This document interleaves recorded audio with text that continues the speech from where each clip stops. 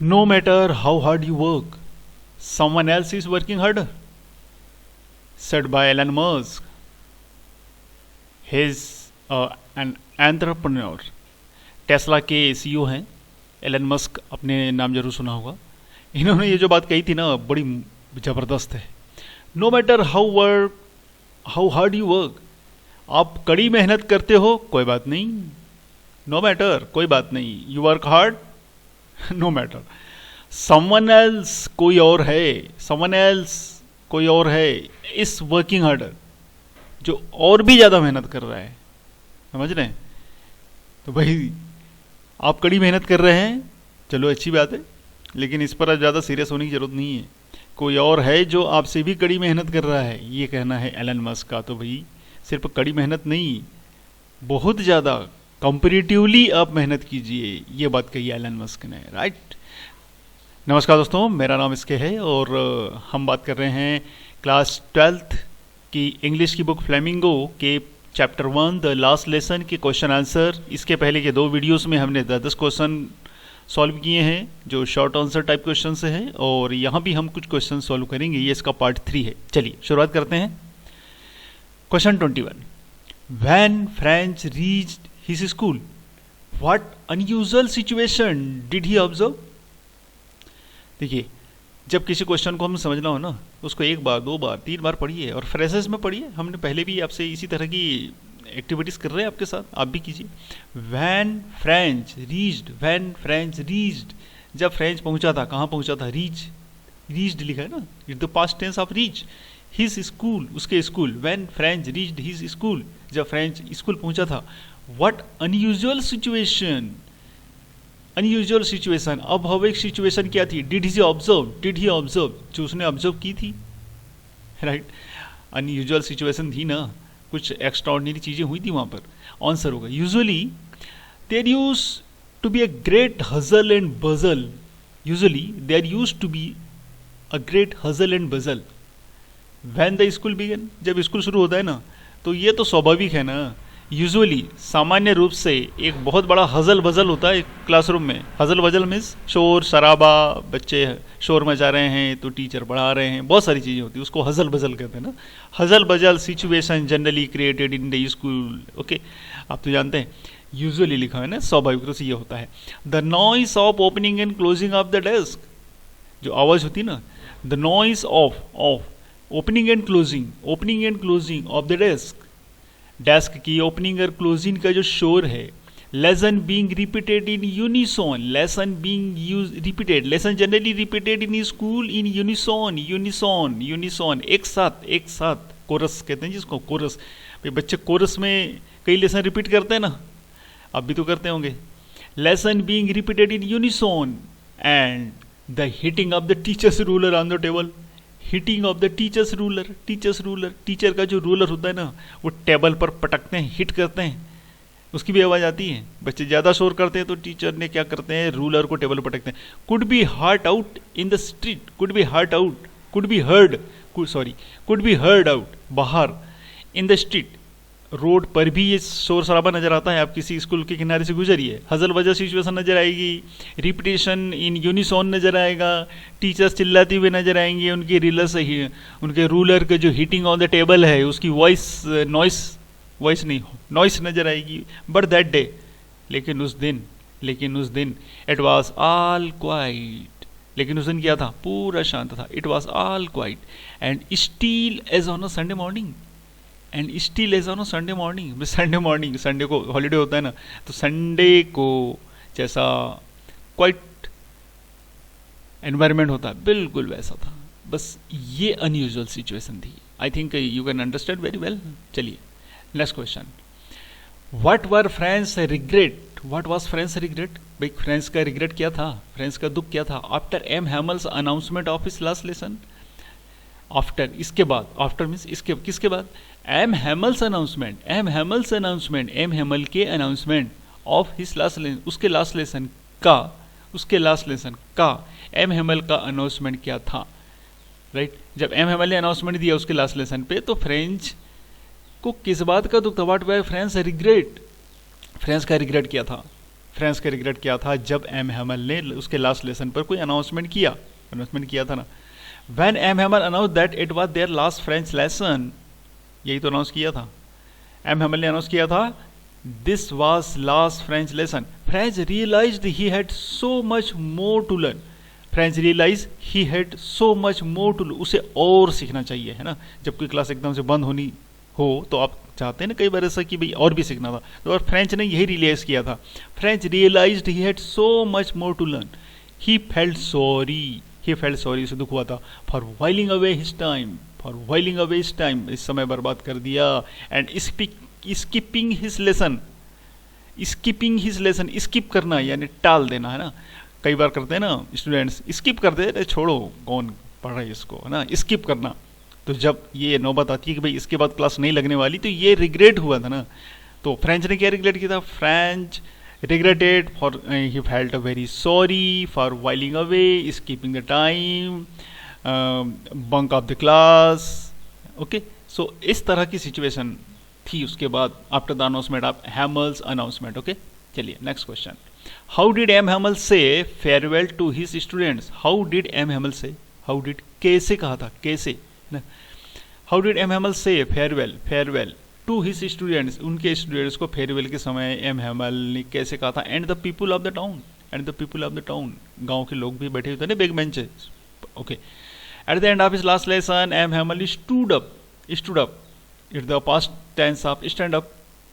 M Hamel stood up to say farewell to his students, अपने students को farewell दिया, विदाई दी। And the people of the town, लोगों को भी, but overwhelming emotion choked his voice, overwhelming emotions, उनकी जो इमोशंस थी बाहर निकल रही थी। चॉक्ड हिज वॉइस, चॉक, उनकी वॉइस चॉक हो गई थी, गला रूंध गया था, उनकी जो इमोशंस है उनकी वॉइस से समझ में आ रही थी। तो but overwhelming emotion and chalk his voice, आवाज रुक गई थी।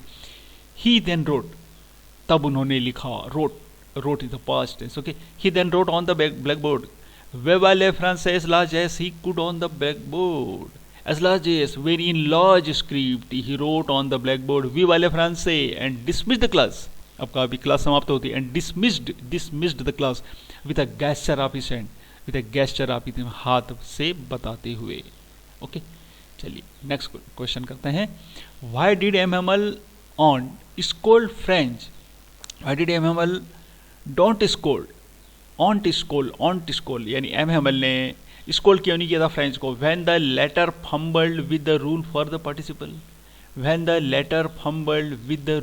पार्टिसिपल, भाई पार्टिसिपल के रूल पूछने की कारण एम हैमल ने फ्रेंच को क्यों डांट नहीं लगाई?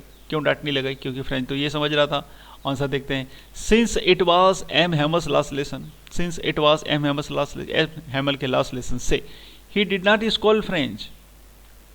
लास्ट क्लास, एम हैमल्स की लास्ट क्लास में जो लास्ट क्लास थी, he did not scold Franz, उसने फ्रेंच को स्कोल्ड नहीं किया, फ्रेंच को नहीं डांटा।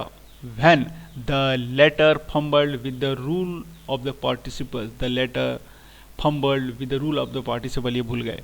ही told Franz that he would not scold him, उसने फ्रेंच को बताया कि वो उसे नहीं डांटेंगे। Him as he knew that French was already feeling bad about it.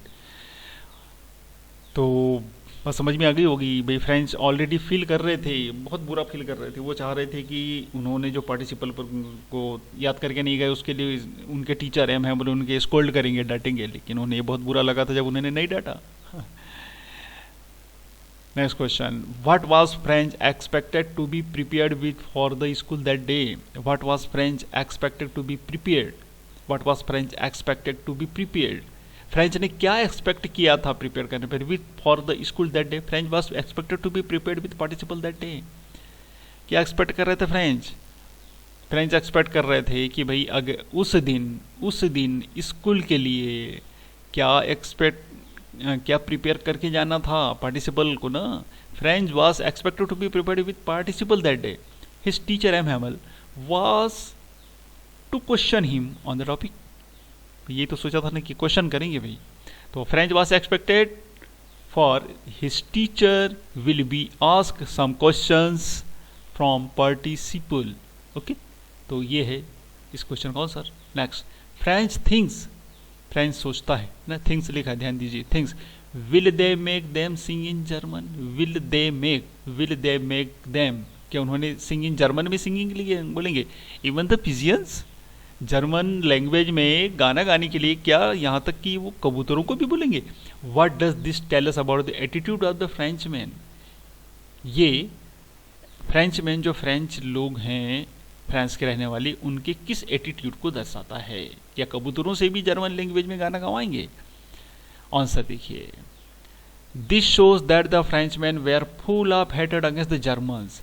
ये दिखाता है कि जो फ्रेंचमैन होते हैं वो कितने जर्मन के अगेंस्ट हैं, हेट करते हैं, हेटेड हो रहे हैं, हेटेड यानी ईर्ष्या कर रहे हैं।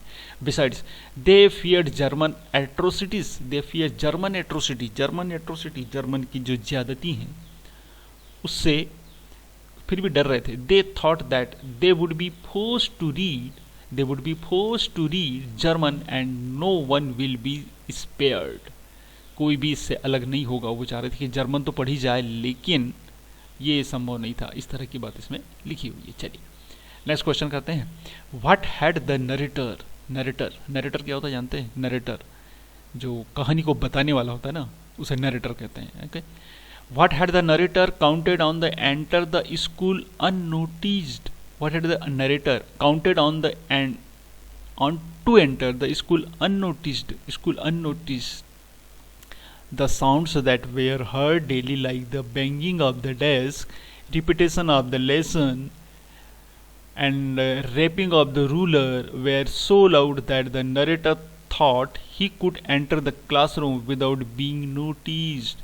जो नरेटर यहाँ पर कौन है? नरेटर कौन है? फ्रेंच है ना, फ्रेंच ही तो बात बता रहा है अपनी। तो what had the narrator counted on the enter the school unnoticed? जो अननोटिस यानी जो जिसकी तरफ ज़्यादातर लोग ध्यान नहीं देते हैं कि भाई ये अननोटिस्ड होता है ना। Sound of the desk, repetition of the lesson in unison, hitting on the table of teacher's ruler, and hustle bustle situation on the room. So this type of situation is usual, generally ऐसा होता है। But अगर ऐसा ना हो तब तो वही तो बात है, नरेटर यही बात तो कहना चाह रहे हैं। तो इसका आंसर आपको इस तरह लिख देना है। Next question, mention two things about M Hamel that. Mention two things about M Hamel. M Hamel ने मेंशन करना है दो ऐसी चीजें एम हैमल की that surprised French on his last day at school. Mention two things about M Hamel की दो चीज मेंशन करना है जिससे कि सरप्राइज्ड फ्रेंच सरप्राइज हुआ था ऑन हिज लास्ट डे को एट स्कूल में। ऐसी कौन सी दो चीजें हैं एम हैमल की जिससे फ्रेंच सरप्राइज हुआ था? I think you can understand. M Hamel didn't school French, पहली बात तो ये कि डाटा नहीं था। M Hamel didn't school French, first thing. For being late because French was already late. Instead he told him very kindly to go to his place. भाई scold तो करना था ना, लेकिन उसके बावजूद भी बहुत काइंडली बैठने के लिए कहा। ऑल्सो एक तो बात ये हो गई। Also that day he was dressed in his best cloth which he wore only in inspection or prize day. यानी सेरेमोनियल ड्रेस पहनी थी ना। यानी दो चीज़ें मेंशन करनी है हमको एम हैमल की। वो ये कि first thing is he didn't school French because French was already late, and the second surprising thing was mister Hamel wore his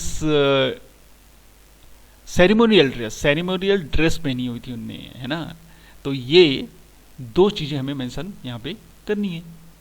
चलिए, सो अभी हमने इतने 8 क्वेश्चन इस वीडियो में कर लिए हैं। तो बाकी अब नेक्स्ट वीडियो हम बात करेंगे थोड़ा सा लॉन्ग आंसर टाइप क्वेश्चन की। So dear friends, thanks for watching this video. Stay tuned with us. जय हिंद।